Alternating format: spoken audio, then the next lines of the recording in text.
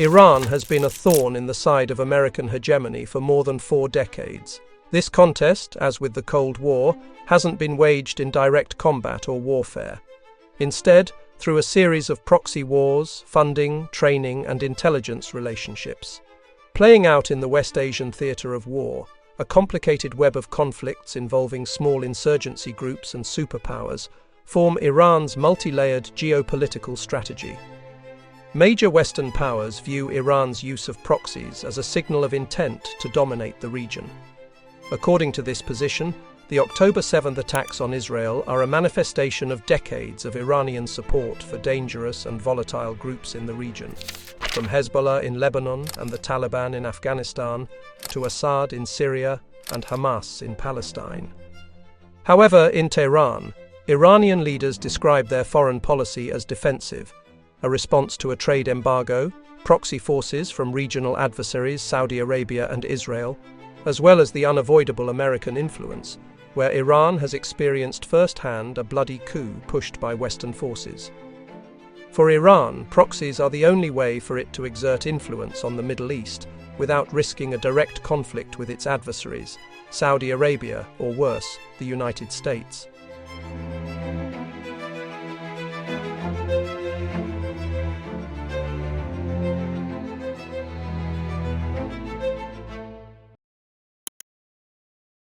Following Saudi Arabia's relationship with Iran provides an overview of Iran's goals in the region, as the contest that has emerged between the two has been termed the New Cold War.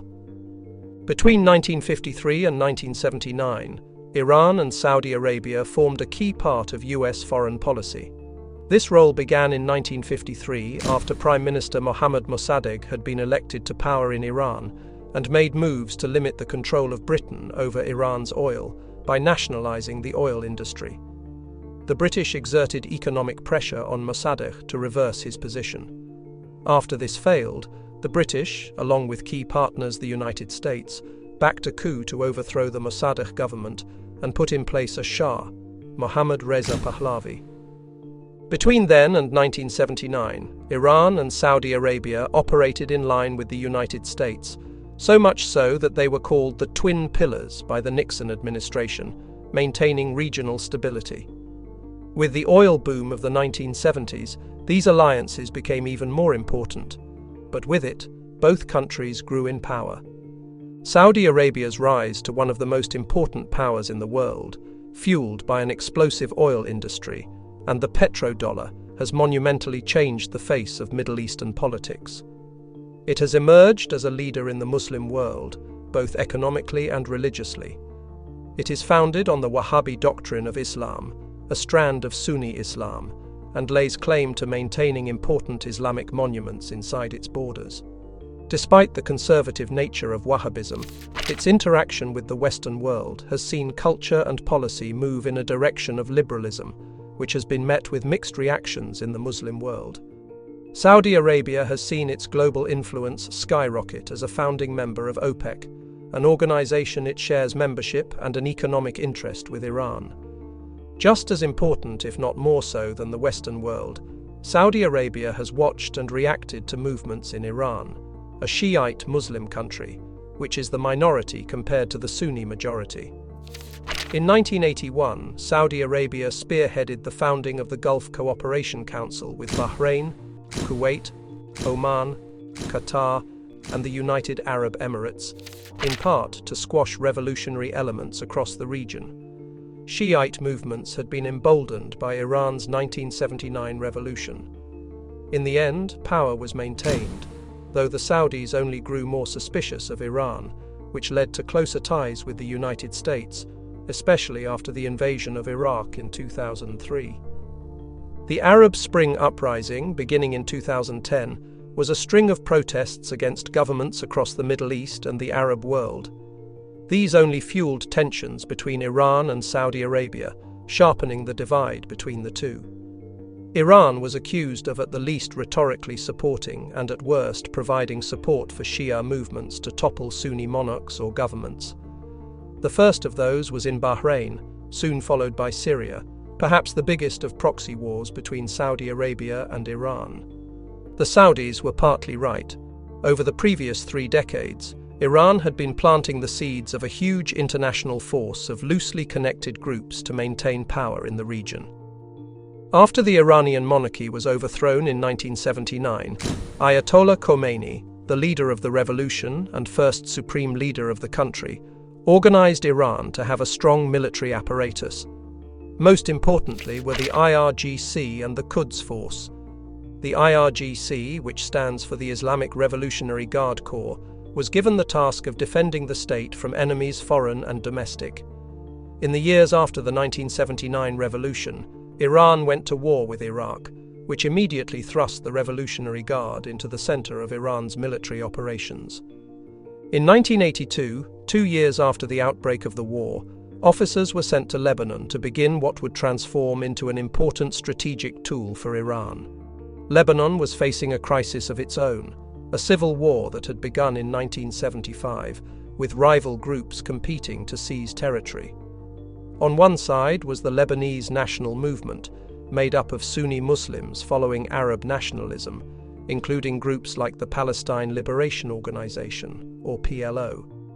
The PLO had emerged from refugee camps, built momentum, and was a complicated presence for Lebanon as it made the country an important component of Israel's geopolitical strategy. Israel's policies had driven well over 100,000 Palestinians into Lebanon, creating a strong population. Religiously, Iran already had strong ties with the Shiite community in Lebanon. For years, Iran had been an official training ground for Lebanese clerics and religious leaders. This relationship developed through the 1970s when an Iranian-born leader founded the Movement of the Disinherited in 1974. When the civil war broke out the following year, this movement's military successor became an important part of the conflict. 8 years deeper into the war, in 1982, Iran's Revolutionary Guard helped to found Hezbollah as a response to Israel invading deep into Lebanese territory. The creation of Hezbollah, which translates to the Party of God, became a more institutionalized way of sending funds to a military force that would oppose Israel. Iran was key to creating, training, and bankrolling Hezbollah.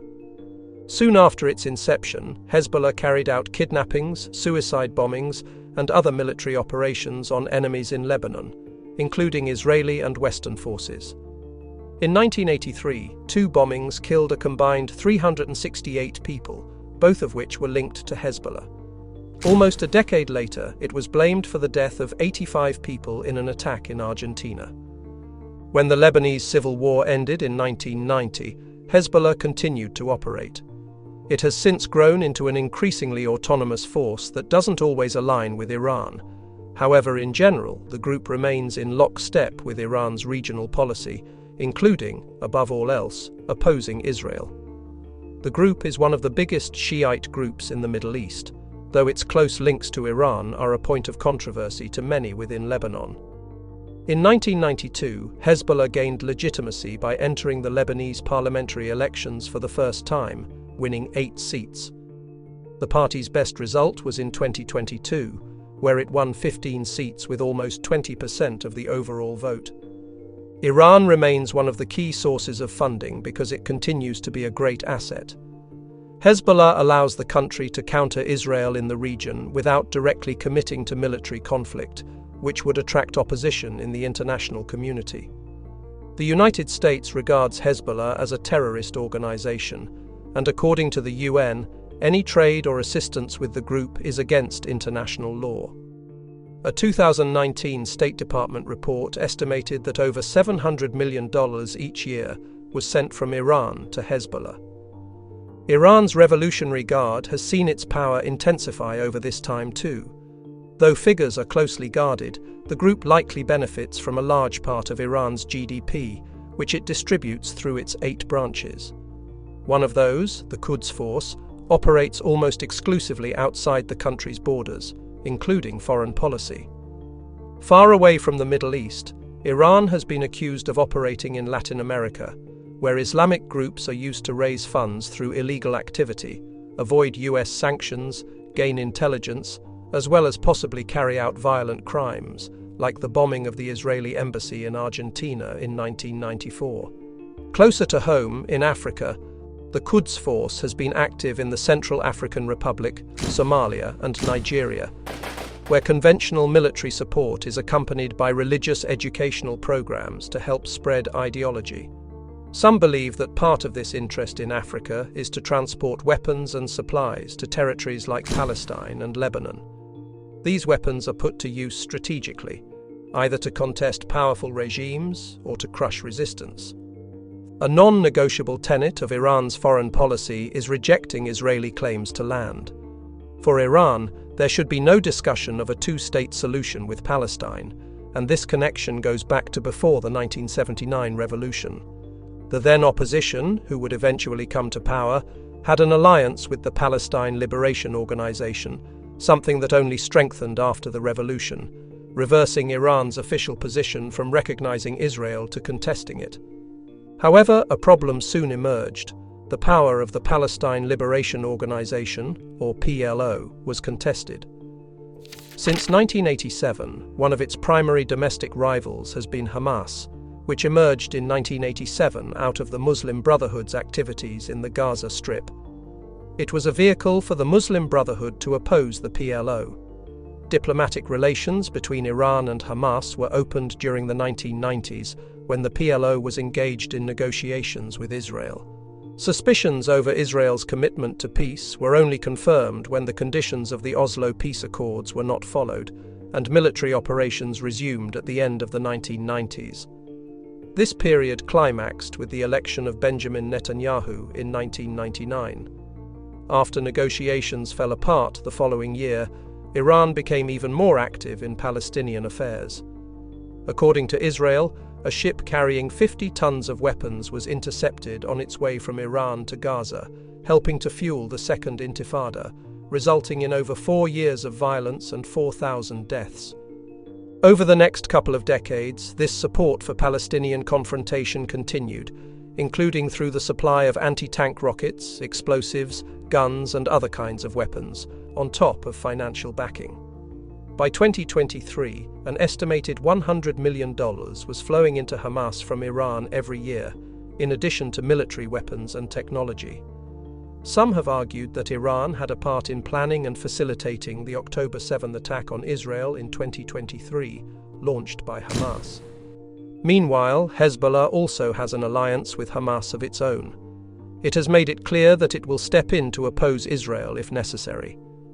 These two Iranian proxies are united against Israel, which is backed by many Western powers, most notably the United States.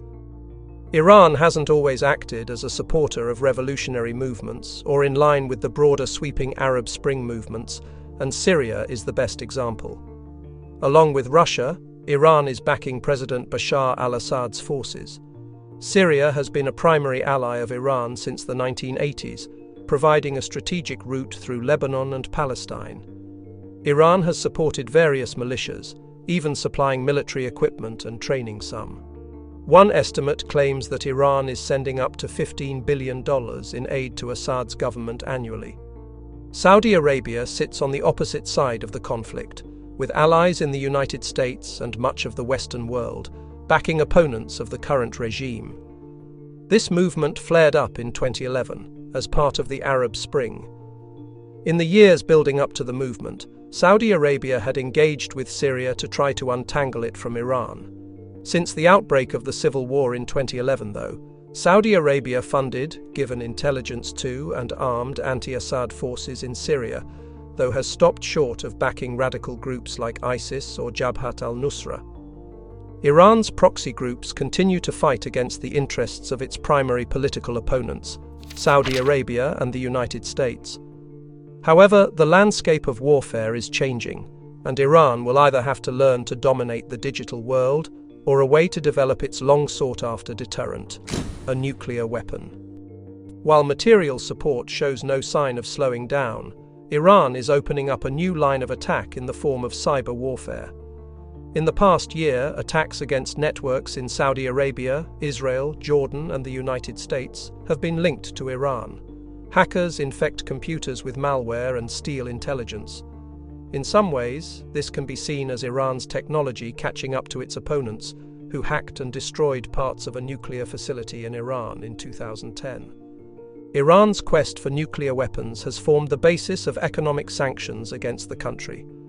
Programs to develop nuclear capabilities began in the 1950s, aided by the United States.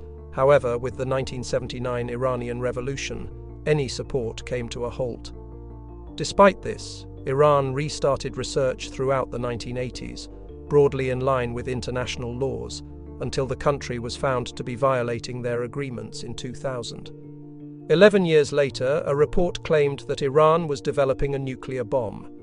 These findings have only tightened international sanctions, led by the United States, that have been in place since 1979, and a so-called Iran nuclear deal between the two that was signed in 2015 until the US withdrew 3 years later. Iran's use of proxy forces from the Middle East to Africa and South America helps to avoid the necessity of nuclear arms, while skirting international sanctions. The advantages of using proxy wars rather than direct engagement are clear. As seen during the Cold War between the United States and Russia, where micro or mini conflicts were waged between the two, proxies allow a level of deniability. At times, the strategic value of funding proxy actors for Iran is simply to gesture to the United States that it should heed warnings and be careful not to overstep its boundaries. On the international stage, the US has painted Iran as a funder of terrorism that wants to intimidate and dominate the international community. Iran, on the other hand, sees itself as the last defense against creeping US imperialism in the Muslim world, given that Saudi Arabia has more often than not acted in line with American hegemony. Either way, Iran's opponents, no matter how large, will need to be careful with how they operate in the region going forward. After Qasem Soleimani, a senior Iranian military official, was assassinated by a US drone strike in 2020, Iran retaliated by firing ballistic missiles into US army bases stationed in Iraq. While there were no casualties, many experts believe that this was a carefully calculated response, demonstrating the accuracy and restraint that Iran is capable of, exactly what makes it so dangerous. Iran has well-established proxy forces, some of which date back to pre-revolutionary Iran and are established in national parliaments, like Hezbollah. Apart from destabilizing countries, this deep and vast international network offers Iran ways to counter America's global domination at any time. This has been another episode of Meridian Mindset.